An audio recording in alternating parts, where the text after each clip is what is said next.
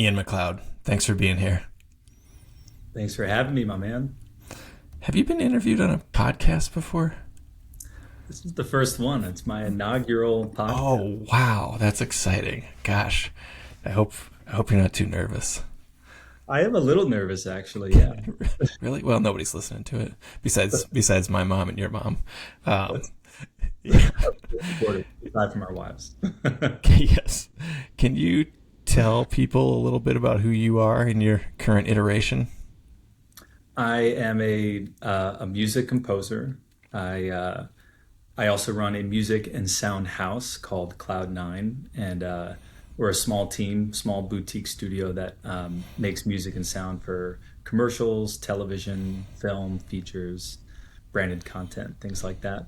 And I'm also a dad to a 4-year-old and a 2-year-old that are giving me a run for my money. The kid's mom still around too? And yes, that's right, and a hubby. You know Tori. We've Yes. met each other at many a film festival, so she's in the trenches with me. Yeah. If what do you think is the most widely known piece of work that your music is featured on? Like if people have heard your music, they maybe don't know, but like what do you think it is? Oh boy, I feel like from regionality standpoint, I got my start going to Telluride Mountain Film. So like there's this whole outdoor adventure community. This is where we met, you and me. Mm-hmm. So some of the films that I've scored that are your films, and are widely viewed across REI's platform, et cetera, those have gotten a lot of eyeballs. We make music for a lot of Ben Knight films, and Ben seems to have a big audience in that outdoor adventure space. But if I were to look at, okay, who's seen our work globally, it's probably our work with National Geographic and PBS Nature. Again, early in my career, I started working with Nat Geo as one of my first clients. And then under that umbrella comes a lot of similar brands with ethos that focus on conservation, wildlife, environmental justice, sustainability. So we've done a lot of feature docs that have kind of popped up on their channels, PBS Nature, et cetera. So that's probably where our work is seen the most. Okay. Yeah. No And super. and Burger King or KFC super. Yeah, but I don't brag about those as much. And I should. I should. You know what's the saying that you make one for them, you make one for you? Isn't that what directors say or actors? Um, That's about right. films, like they make a superhero movie and then they make this like indie film that doesn't make any money, whatever. I always knew that my brilliant original score for Chicken Tendies would lead to an 8 opportunity. Yep, yep. Awesome. Well, I guess we'll start talking about how you found your way into that job that you created for yourself. As you know, this podcast is called My Favorite Things. So you have sent me a list of 10 of your favorite things, which we are cutting down to 5, maybe 6, maybe with an honorable mention if we're lucky, if we have time. Number one on this list is the album Everybody Digs Bill Evans by jazz pianist Bill Evans. Can you tell us where you were in life when you first remember experiencing this album? This is a great story. So I'm gonna go back and give you a quick recap of how I got to where I am. So I'm a piano player by trade, and I credit my dad for putting me into lessons.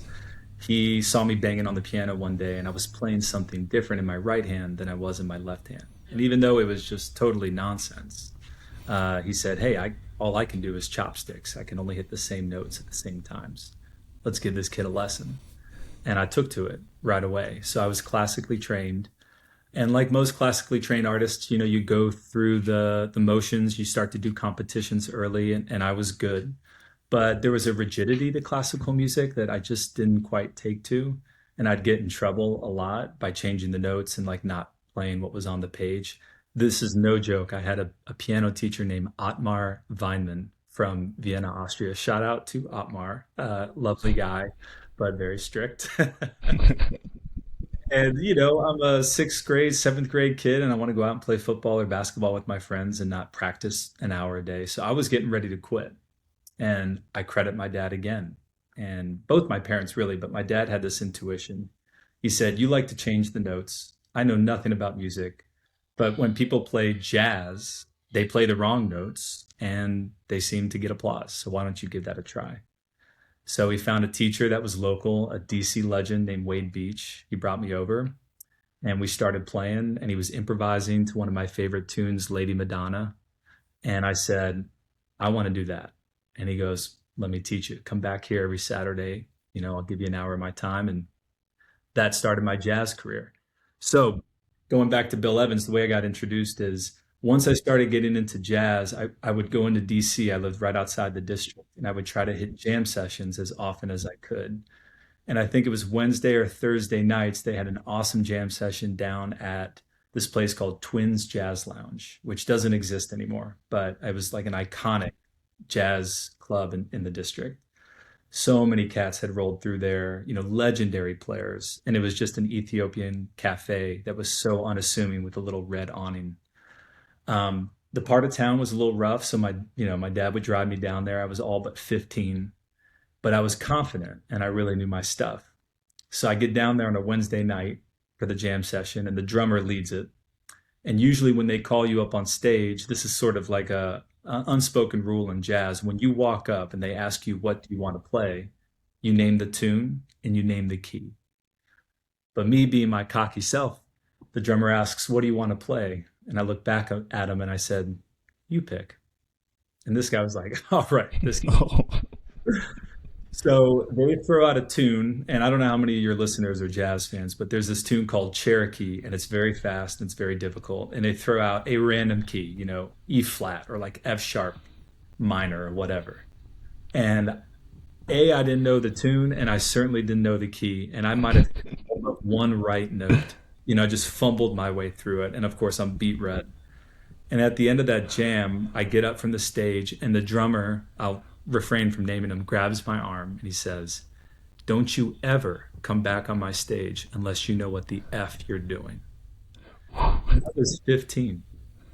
So I get back in the car and I bawl my eyes out. And for the next 6 months, I don't go back. And all I do is maniacally practice Cherokee in every single key because I'm a psycho like that. And we go back to Twins. Of course, it's a different season, so I'm wearing a sweater now. And there's our drummer. And I walk right on up. Of course, he doesn't recognize me at all. He goes, "What do you want to play?" And I go, "Cherokee, E flat." And he looks at me like, "That's a weird choice." It doesn't even click. So we play it and I nail it. I mean, I hit every right note, and I probably had my improvisation already kind of lined up in my head. But afterwards, I walked up to him and I said, his name was Tony. I said, "Tony," I said, "Do you remember me?" And he goes, "No." And I said, "You told me to get the F off your stage unless I knew what I was doing." And he chuckled, he laughed. And he said, "Oh, kid, I'm sorry if I came off gruff, but let me teach you an important lesson." He said, "We are all connected on this stage. So when you don't prepare, you make all of us look bad. You have to be prepared and you have to listen." And he goes, "If you want to be a great pianist, go home and listen to this album." And it was Everybody Digs Bill Evans. Of course, I knew Bill Evans' music. I heard him play on Kinda Blue. That was the first album I had ever heard. But this was, I think, maybe his third studio album and maybe one of his greatest works. And the second I put it in, it clicked. Something about Bill's touch, his phrasing. I mean, he's a genius. So, there's not much more I need to say other than that. But I found his playing so approachable. It was just like a warm hug, and so many different styles. He could play hard bop. He could play a slow tune. The song "Peace, Peace." It's probably one of my favorites. Mhm. But I also found it interesting too, the cover art of that are reviews written by his contemporaries.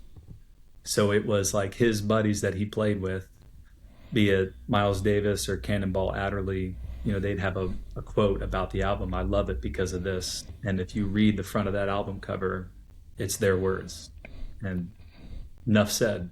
Yeah, it's like book blurbs. You get all the famous people to write about why your book is probably good and people should read it. But yeah, rarely done on albums. Why do you think that album works for people like yourself who actually know what's going on with the piano, and people like me who have no idea what's going on? Like, I'm not listening to it from any sort of technical perspective. I'm just like, this is good. Bill Evans is good. I enjoy it. Why do you think it works like that? It's a great question. To me, I think the main melodies of the songs on that album are memorable. You know, you can hum them.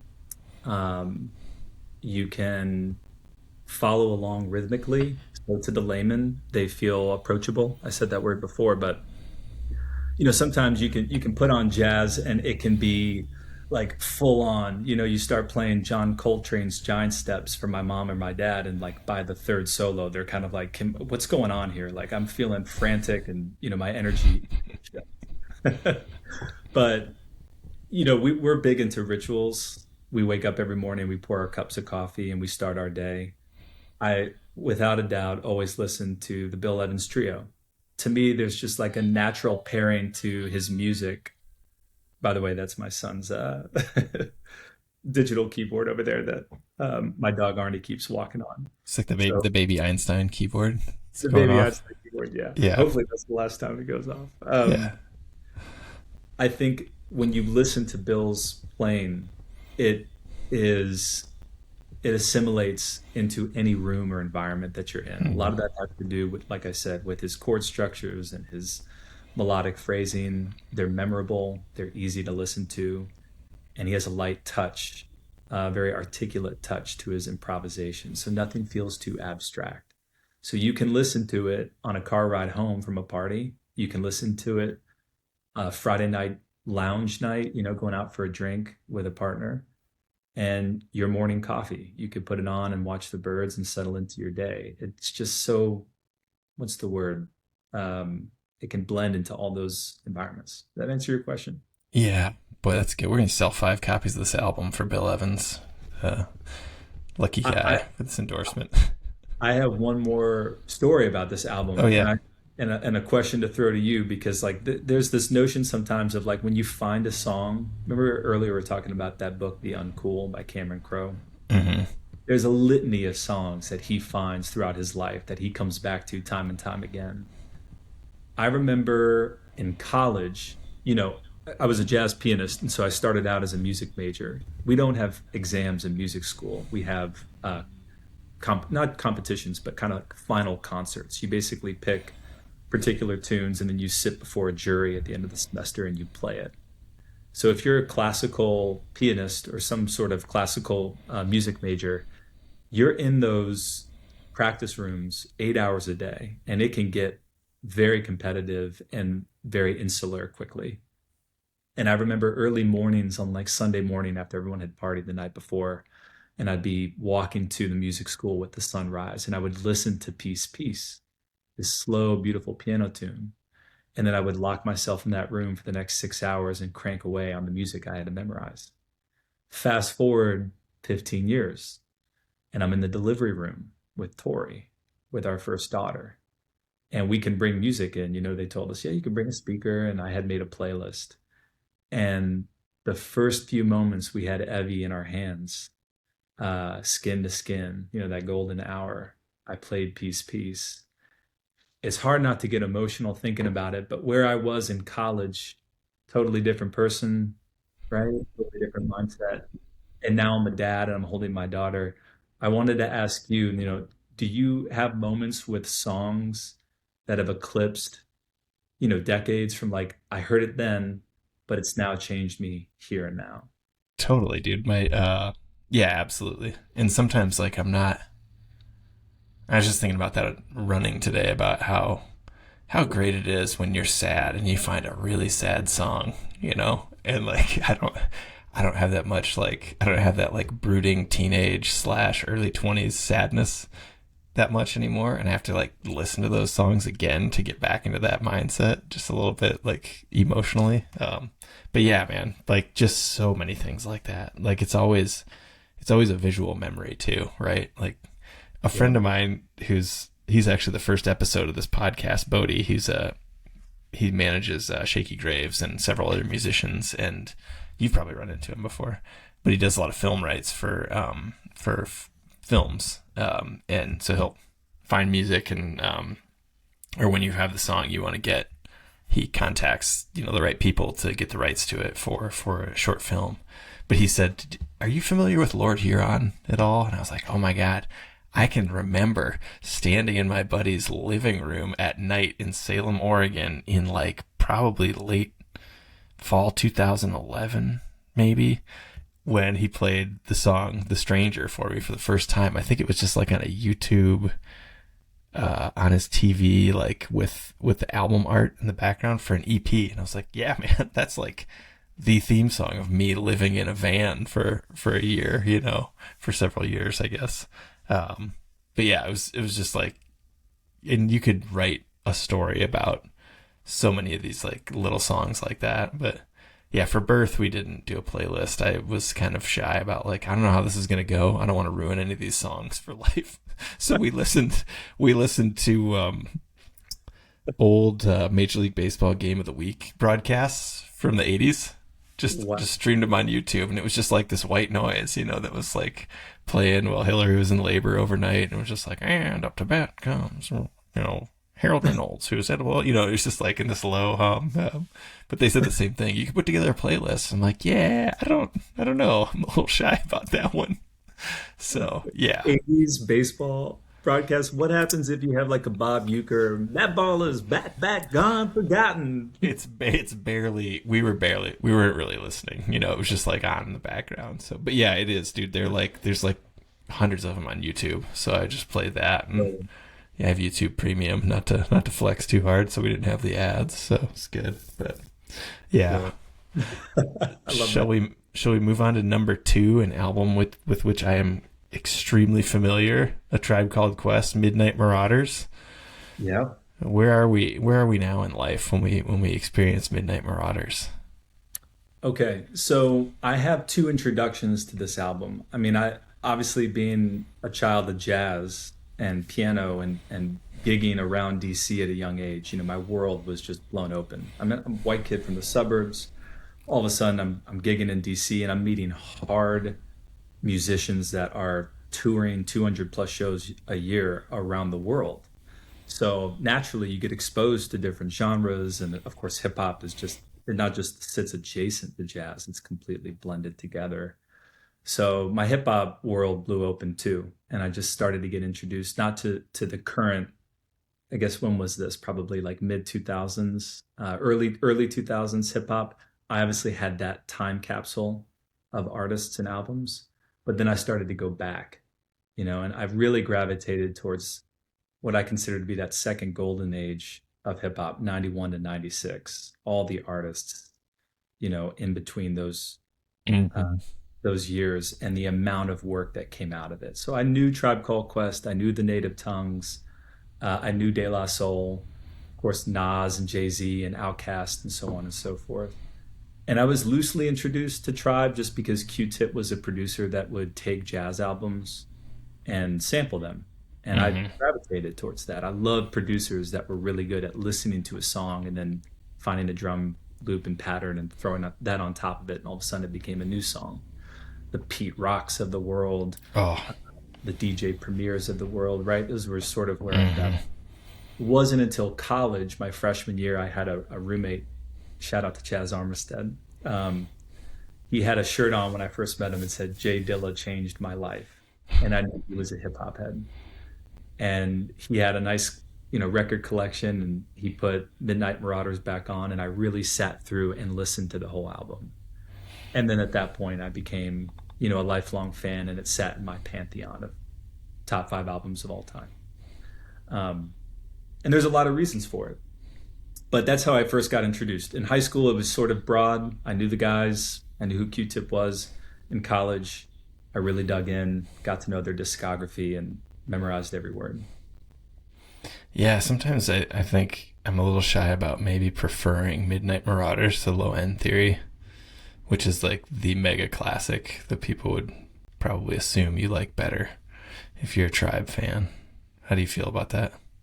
Yeah, you know, it's funny. I love deliberating these things. At the end of the day, do I think it matters? No. These No. guys, multiple classics, right? Like to me, the reason why I pick Midnight Marauders is when you climb the mountain and you make the thing that breaks through, right, and reaches a pinnacle of success, how do you respond? And we're going to talk about one of my other favorites later, a Stevie Wonder album that did a similar thing. Tribe came out with Low End Theory to much critical acclaim. I mean, it put these guys on the map and it was their best album. So, how do you follow up to it? Well, they followed up to it with more genius. It's almost like, the Knicks win the championship. What do you expect of them next season? Are they going to miss the playoffs or are they going to win the championship again in a more dominant fashion? That's how I feel about Midnight Marauders. They came back, they took swings. It was very different, but equally, if not better, in terms of production value and sampling and lyricism. So that's how I feel about it. Low End was a classic, but they responded with more greatness. Yeah. Have you seen the Tribe documentary that Michael Rappaport made? Like, this is probably 10 years ago. I have my own thoughts on Michael Rappaport. Yeah, no, that's a whole other discussion, but there's this moment in there, and I think it's Midnight Marauders, where I think it's Chris Lighty. He describes like he's like basically saying if we didn't tell Q-Tip to stop working on the album, he would still be working on it. We need to like at a certain point we just like physically go in there and rip it away from him. Like you're done, stop. It has to come out now. Yes, yes, I remember you remember that? Okay. How does that resonate with you at all in your work? The perfectionism is real. I've always that has resonated with me deeply throughout my career because I'm hardest on myself. I'm my harshest critic. I think in music, and maybe similar to writing, it's coming from a vulnerable place. You have to reach in and find something and you make it. And then it goes on to to picture or onto an album. And when I look back, sometimes I cringe and other times I sit there and go, man, I'm damn proud of myself. But in the moment, it's hard to give it up and go, okay, I'm done. So I really relate to that mindset. The other thing I related to Q-Tip was I've always looked at him as a leader amongst his crew. He and Fife had this great balance, not just in how they sounded and like their lyrical approach to each song, but I think Q-Tip was maybe more of the mad scientist, tinkering, analytical, trying to find some things. Fife had this natural God-given ability to just create these beautiful rhymes over a track. Do I think he was as committed? If you look at the history, this album in particular, I jotted this note down. On Midnight Marauders, it was so hard to get Fife into the studio. A lot of that had to do with his diabetes, that Q-Tip built a makeshift studio in in Fife's mom's basement. There was no excuse. It was like, dude, you just need to go 2 floors, 2 flights of stairs down, and I'll bring it to you. I didn't know that. There was like this relentless dedication, not just the obsessiveness of the craft, but a dedication to getting it done that I respected. Yeah. He seems obsessive and like also like, yeah, he was the engine behind everything happening, I think. And Fife did show up and deliver for sure, but like it was like you had to get him to like the basketball court and be like, you got to play today. We got to play. Put on your shoes, But when he did, he was great. So, all right, for Ace. Oh, go ahead. Before we go, I want to say one more thing about this. 2 parallels, by the way, between Bill Evans and Midnight Marauders.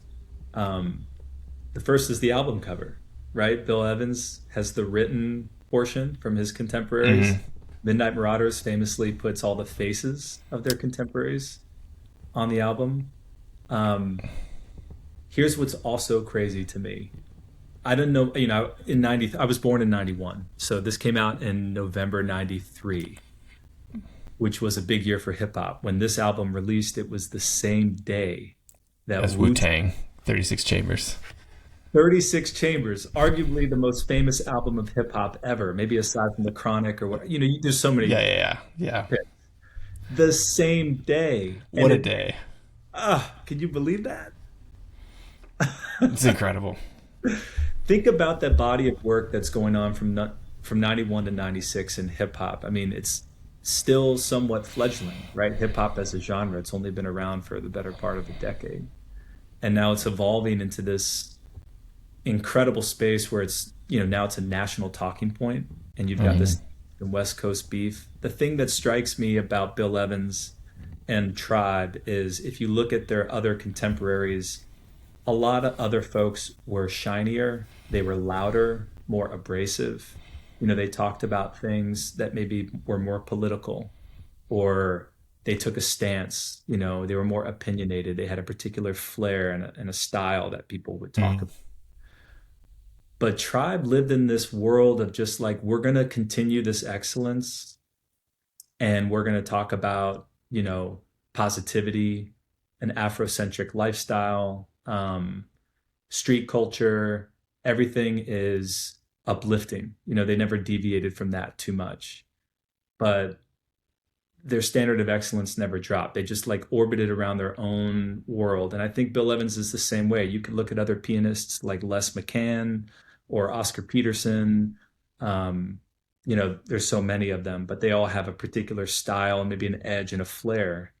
And I would say Bill's a little bit more center plate, and Tribe kind of lived in this world that was maybe not center plate, but also away from all this discussion on the national platform of hip hop. And yet their excellence never dipped. I've always been in admiration of that. I think they were like that's like the one musical group I know of that I knew of at the time that I realize now was like ahead of their time. You know what I mean? And that people say, like I remember wearing a Midnight Marauders T-shirt into a coffee shop in like 2013 or 14, and a kid who was, I don't know, let's say 15 years younger than me was like, I love that album. And I was like, all right, man. Like it's still, it still hits, which I think it still does. But it was like, it didn't necessarily feel futuristic at the time, but I don't think as many people got it as maybe could have. And even then, it was still successful. But yeah, Like with most great works, you don't quite get it till yeah, later. yeah. All right, number 3, Tinker Hatfield's sneaker designs. Maybe we should describe who Tinker Hatfield is first. What do you think? Would you like to take this one, or would you? No, I mean, I can just say he was a designer for Nike and designed all of the Air Jordans up until. Do you know this fact? I think he went all the way through Jordan's career, right? He did, but maybe the more famous point about Tinker is the entry point that he came in with Nike. So he did not design the Air Jordan 1, which is my favorite Oh yeah. AJ1, because it's the classic. It's the thing that kicked it all off. But to most, I'm a sneakerhead. The reason I put him on the list, and it was hard to not put, a literary work or a movie. I was leaning towards a movie, but I thought, how could I go comedy or, Paul Oh Thomas yeah. Anderson? It just was, I got overwhelmed. And I thought, what are the pillars of my life? Obviously, my kids, my marriage, my music, but the things that I wear every day on my feet and I've been obsessed with since I was in high school are sneakers. I was a sneakerhead. I was I got immersed into that street culture world early, and Jordans were, right, the epitome of what you wanted to wear on your feet. So I wanted to know who designed them, where did the colorways come from? How did they evolve shoe to shoe? And so for Tinker, who is a designer and most famously a sneaker designer, came up with arguably some of the most famous sneaker designs in the history of sneaker wear. He obviously made the Air Max 1, which has its own, history, etc. But I would say how he came in with Jordans and the Air Jordan shoe is most famous. The Jordan 2 came out, and it was not a success. It was widely criticized. Jordan was unhappy and was getting ready to leave Nike. At least I think he had said he's not happy. I want to leave. Tinker came in and they made the Air Jordan 3, which is one of the most famous Jordan silhouettes for three big reasons. And I jotted them down so I didn't forget. Number one, it's a mid cut, right? So remember, everything up until that point was high top. I think a Mhm. lot of players thought high top, protect my ankles. Jordan wanted more flexibility. He moved different than everybody else. All of a sudden, he brings a mid cut and he feels from a technological standpoint, I might have an advantage over other players. Number two, high fashion. Jordan, flashy on the court, a little bit off. They put the elephant print on the Oh Jordan, yeah. and all of a sudden, this isn't just like a canvas sneaker. They're using leather, sourced from Italy with intricate designs. And it sets the tone for what other Jordans are to come. They become artwork more than they do Hmm. athletic wear. But the thing to me that stands out above everything was the birth of the Jumpman logo. Hmm. And that's what makes Tinker Hatfield maybe the most famous is with the Jordan 3, they no longer have the swoosh. It's the Jordan logo with the ball extended and his feet separated. Hmm. And then, in Jordan's eyes, he becomes his own brand. He's not just the face of one, he becomes his own. And that was a huge, swing by Tinker. And not only did it save the relationship with Jordan, but I think it establishes arguably the second most identifiable brand, in the cultural sphere. Wow. Yeah. Yeah. What was your first pair of Jordans? Chicago ones. Okay.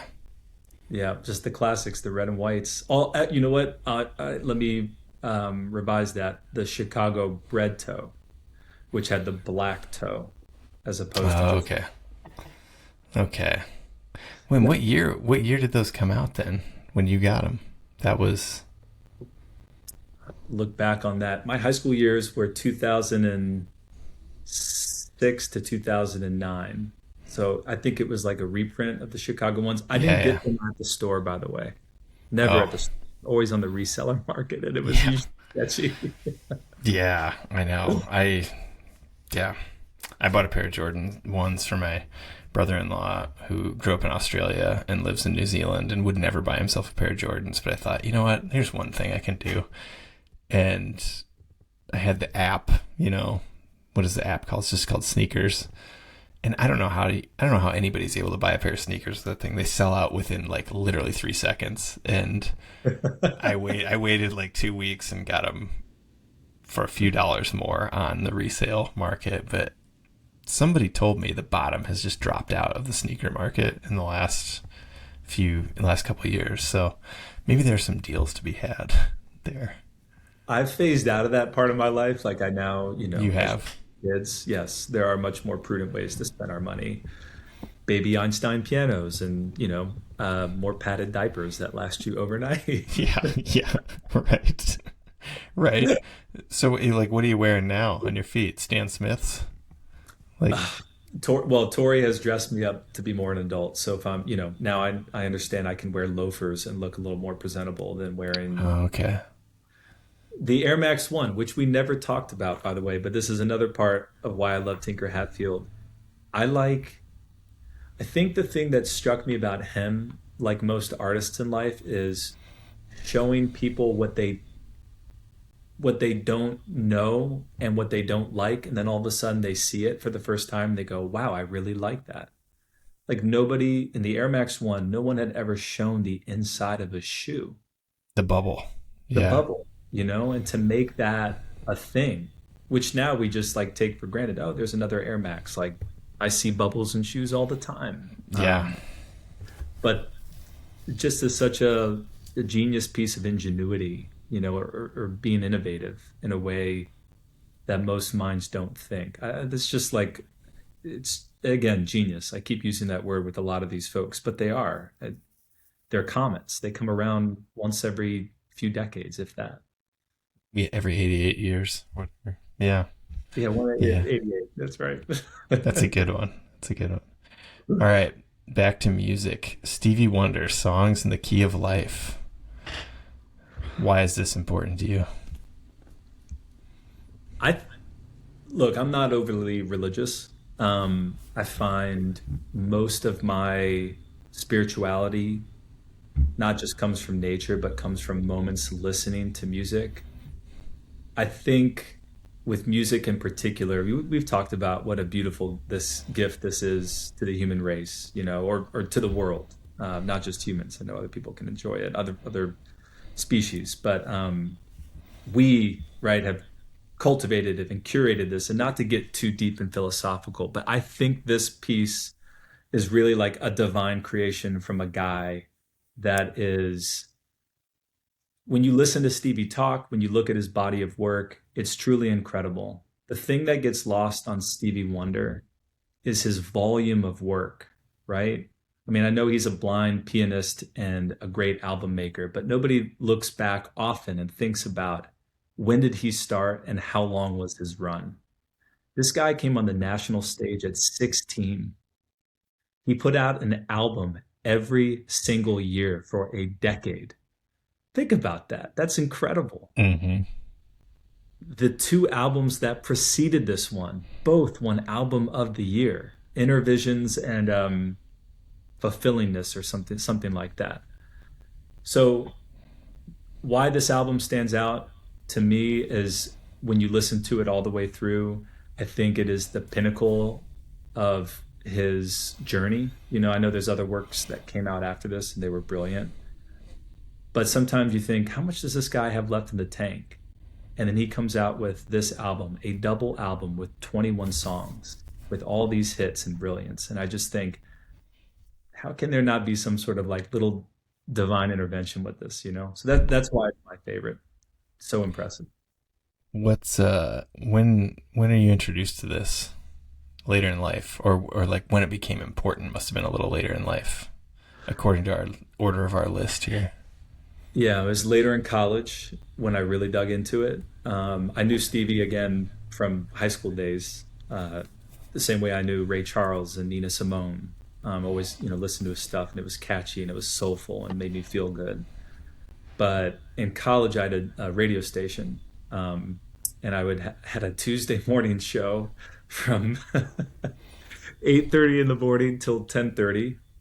I had all but four listeners. Three of them were family, and one was a townie who was really busy.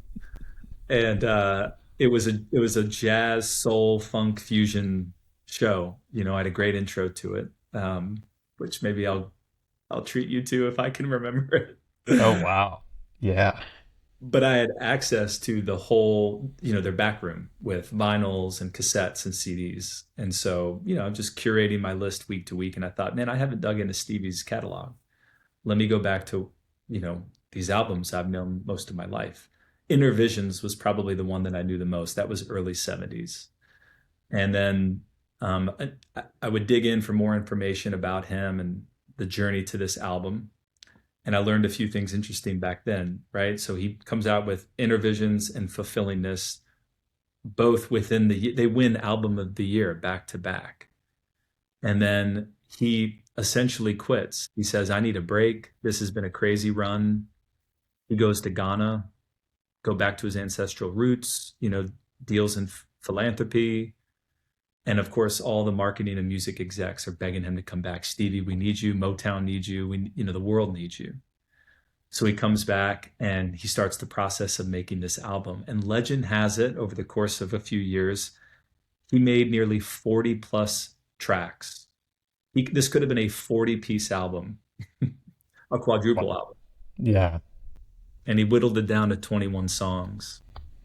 And he comes out and to high acclaim, there was critical acclaim. There was, people had definitely said it was self-indulgent for whatever reason that, that was. But I can't remember if it won Album of the Year or got really close. But of course, people now consider this to be his best work. So it was college that I really dug into the discography during that radio show. What's your entry point for somebody who's not a Stevie Wonder fan currently? What's your entry point on Songs in the Key of Life? Which song? Oh boy. Take your pick. I think it depends on what you're looking for. If it were me, you want to bounce. When I think of Stevie initially, you want to bounce a little bit. You want to smile. You want to feel good. So put on Sir Duke. Yeah. Some of the most iconic brass lines and the most happy brass lines to start out a song. Da da da da, dun dun dun dun dun da da, and then all of a sudden you're off and moving. So that one, and then Isn't She Lovely is a classic. Those are two beautiful songs. Now, if you want to dig deeper, maybe you're more of like a jazz enthusiast and you love Sorry, am I nerding you out on Nope, this? nope. This is what this is about. It's exactly what we're here for. If you want to dig a little deeper, challenge your ear. I think it's contusion, or yeah, that's probably the name of it. Contusion. I have to look that up. But that's like a very sort of funky, piano-driven, synth-driven riff that is exploratory and very adventurous. So that would be my other song, Contusion. I think the standout song on this, there's two, Village Ghettoland Has.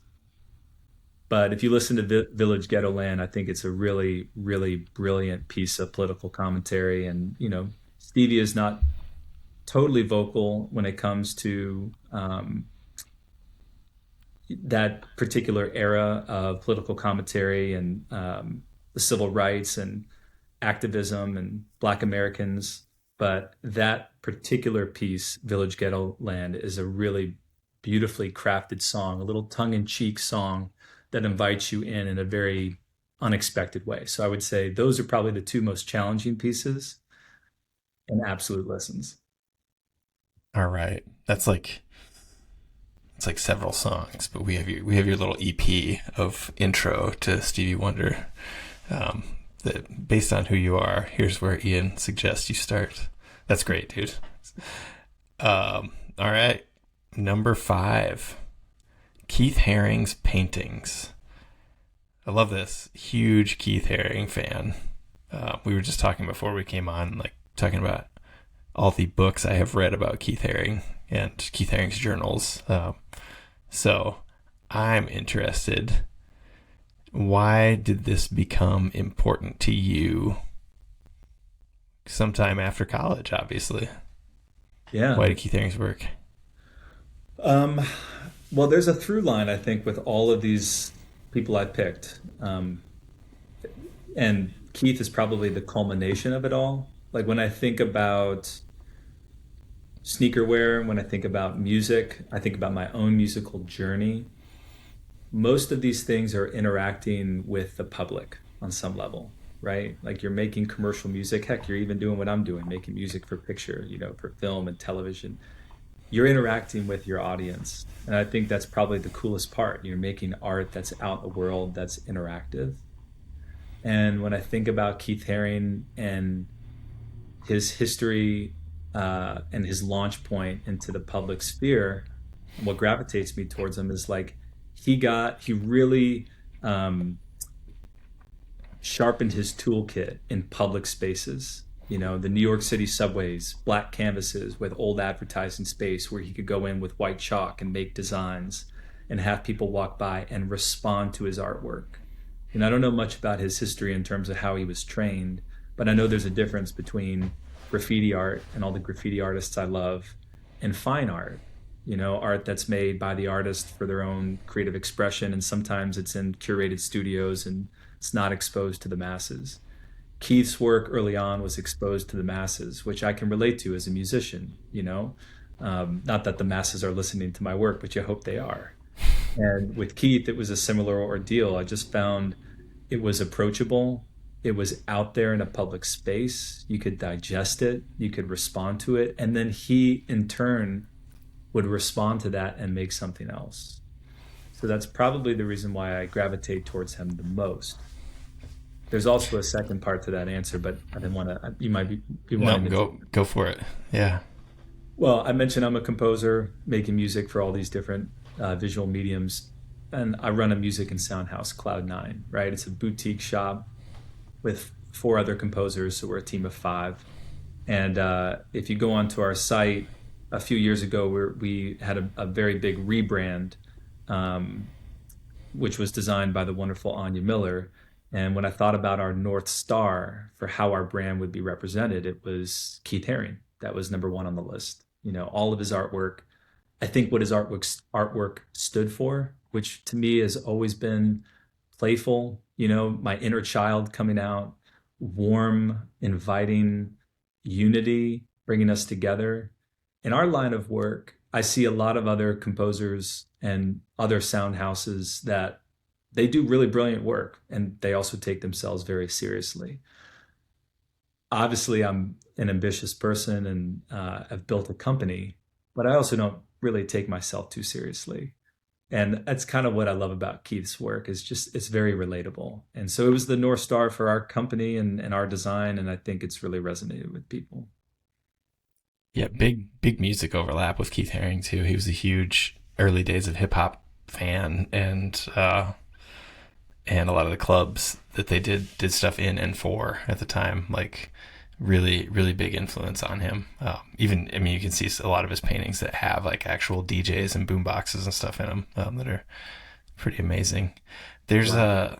a thing about his art that I didn't really think about too much until I read this latest book that was a biography of him, The Radiant. I think it's called The Radiant Child. Um, Right.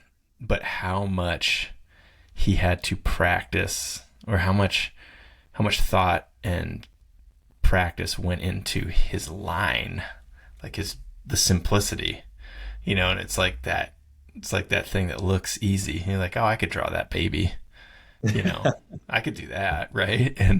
But how Yeah. much he had to practice and how much he had to do it quickly in the subway, before he would get caught, because he did get caught a couple times and actually arrested, and for doing graffiti in the subway, which was just those old advertisement or the blank advertising spots that you're talking about. But Right.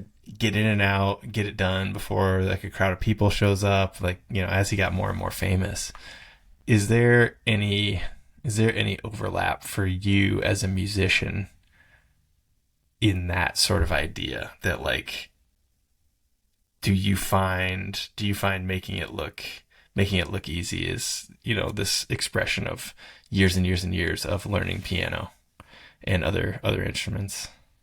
Oh man, that's a very good question. Um, yeah, let me try. I'm going to try to answer this in music terms. I feel like it's easy musically to take a maximalist approach, like with a score. First off, some of the best scores of all time are from John Williams. So this is no knock on John Williams, but sometimes he's such an influence on me that when I'm scoring something to film, it's easy to be maybe front and center or bombastic or heard and kind of create that defining melody that you want people to walk away with. Indiana Jones, right? Or Jaws or whatever it may be. There. Star Wars too, right? Star Star Wars Wars. theme. Yeah. Yes. Endless, right? E.T., just the whole deal. But I find the hardest thing to do is to be felt, not heard. Music is this thing that accompanies a scene, and it shouldn't often dictate a viewer's emotion. You shouldn't be too heavy-handed, but that can be really difficult. That simplicity to find in that score is really difficult. That's probably what I relate to most with Keith, talking about those brush strokes that are just simple lines. I think it's the reps that we have, just making sure we're not heavy-handed on the score, but it's complementing what you're seeing visually and has a sonic identity, but just not overtaking what you're watching. Yeah. That's great, man. Um, all right, you want your bonus? You sneak in this bonus one. Are we gonna let you have a sixth one? I guess. Uh, Well, this is more of a question for you. okay. Um, I was thinking long and hard about putting a book in this top five, and I just I couldn't come to an agreement on one. So You just wanted people to know you read a book, I like did, yeah. yeah, Front to yeah. back, left to right. I'm capable. So, okay, I actually have it here. Ray Bradbury's Dandelion Wine. Phenomenal book. I think you would love it. I think most people would. Very simple premise about a kid experiencing summer in middle America and just his account of the things that happen. So it's not really driven by any particular plot. But what I love about it is, well, there's a number of things. You know, Bradbury's known more for science fiction. This is not science fiction. And you and I have talked a lot, just, we're in similar stages in life with our own works, our families, finding the joy in the little things. So, this is a quote that I took out from this, and it really resonated with some of our discussions. It says, Bill, when you're my age, you'll find out It's the little savers and little things that count more than the big ones. A walk in a spring morning is better than an 80-mile ride in a hopped up car. You know why? Because it's full of flavors, full of a lot of things growing. You've got time to seek and find. I know you're after the broad effect now, and I suppose that's fit and proper. But for a young man working at a newspaper, you got to look for grapes as well as the watermelons. Um, the premise of this book, when they start the summer, is they talk about rites and rituals. What are the things that define that season that you love doing? And I love this exercise because I'm like, man, when summer rolls around, I know we're in the thick of it now. What defines this season for you year after year, the things you come back to? Dude, first of all, I hate summer. I'm like, just not. You hate summer. I'm not a negative. I'm trying not to be a negative person, but summer is my least favorite time of the year. I mean, come on, right now it's like high. It's like high in the mid 90s. The air quality is 140 air quality index because we have a fire burning. And like, it's not my favorite time. But what rituals? Yeah. Rites and rituals. And you say that, by the way, you don't even have to deal with humidity. Well, we do. I mean, it's as high as it can get into 90% humidity here. A lot of days in the late spring, and a lot of days it's in the 70s. But yeah, it's not like DC. But rites and rituals. I don't know, man. Like my whole beginning of my day is just like rituals of like, if I'm home, which I am home 95 days out of 100 right now, or 98 days out of 100, I make breakfast for my family. And then if it's my turn, I bike to school with Jay, which is 1.45 miles. That takes us anywhere from 15 minutes to half an hour some days, because we stop and sit on this bench and watch these pigeons that are slowly taking over this semi-abandoned building right off the bike path there. But yeah, we ride our bikes, and I try to keep him alive all the way to school, and then I strap his bike on the back of our big cargo bike, and then I bike it home. And that's the start of my day. And there's like this little relief of like, okay, he's fine. He's going to be occupied. He's going to go hang out with his buddies and goof off for the whole day, and I can actually like focus on work for a while. But yeah, another ritual is like this is like going on over 4 years of very distracted cups of coffee in the morning. Like when was the last time I just sat and had a cup of coffee? Not very often. But yeah, does that answer your question? It does. You've morphed. It's a beautiful answer, and you've morphed it into more of your daily rights, Yeah. which I can't knock. I think some things about summer are like inherent to my childhood that maybe I'm trying to recreate with our kids who belong to a neighborhood pool. So like, Oh yeah. smelling chlorine on my hair. I now smell it on Ewan's hair. Yeah, my son. Um, I always think of blades of grass. Putting my feet in the grass for that first time where it doesn't feel like just dead, compact, hard winter dirt. And all of a sudden things are back to life a little bit, and I can feel that tickle underneath my heel. Now, Evie will laugh, and my daughter, she'll laugh and giggle because her feet get tickled underneath like that too. So some things are inherent to that particular season that I love, but I also cherish the everyday rituals. Yeah. Yeah. I don't know. Complaining is like my number one summer activity. No, I don't complain that much. But yeah, in my head, I'm complaining. In my head, every time I start my watch to go for a run, I'm like, God damn it, it's hot. Larry David would be proud. What's that? Larry David would be proud. Right. No. Yeah. Yeah, that's a good question. Yeah, do we have rites and rituals? Yeah. I like yours better. You should have just gone with yours. You shouldn't even ask me. That was the way to go. Well, it was off the cuff. You didn't have time to prepare, but I like it. The distracted cups of coffee, and I know there's countless. I relate to that, no matter the season. I just, and like I don't try to. We leave early enough where I don't have to rush Jay to school. We can goof off. We can do whatever on our little bike ride. And I think like every time I'm doing it, I'm like, I have this feeling that I gotta get going because I gotta get started on my day because I gotta get this done and this done and this done before I have this meeting or whatever. And I'm just like, dude, this is gonna be the best part of your day. You might as well just be here for it, like, because you look back on your entire day and you're like, what did I do today? And you're like, man, we had a nice bike ride to school. That was cool. That was fun. Good times. Yeah. So, yeah. Mic drop right there. You said it all. Awesome, dude. So we had Everybody Digs Bill Evans, A Tribe Called Quest, Midnight Marauders, Tinker Hatfield Sneaker Designs, specifically the Air Jordan 1 and the Air Max 1, Stevie Wonder's Songs in the Key of Life album, Keith Haring's paintings, and you snuck in Ray Bradbury's Dandelion Wine, which I will acquire and read. Dude, thanks so much for being on. This is super fun. Thank you for having me. I hope, I know there's a lot of sonic brilliance in these albums. It may not be everybody's cup of tea. So for your listeners that don't gravitate towards the jazz or hip hop world, give it a spin, challenge your ear a little bit. I think you'll find some joy in it. Big caveat there. That's great. Thanks so much, dude.